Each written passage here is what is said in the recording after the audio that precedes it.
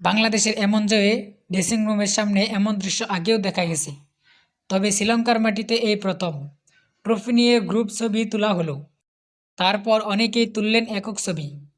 সবশেষে ম্যাচের দুই সেরা পারফর্মার তানজিদ হাসান তামিম এবং শেখ মেহেদী হাসানকে পাশে রেখে ট্রফি নিয়ে ছবি তুলছেন স্টাফ সদস্যদের অনেকেই। যে কোনো সংস্কারে এই প্রথম শ্রীলঙ্কায় সিরিজ জিতল বাংলাদেশ দল।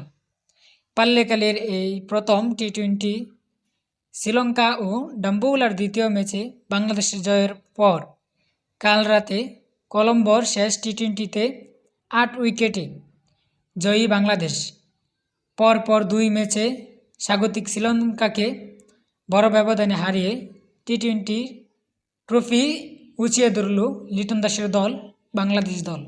কাল ম্যাচ শেষের সংবাদ সম্মেলনে অধিনায়ক লিটন কুমার দাস জানালেন, শ্রীলঙ্কার মাটিতে এই প্রথম সিরিজ জিততে পেরে দলের সবাই অনেক খুশি।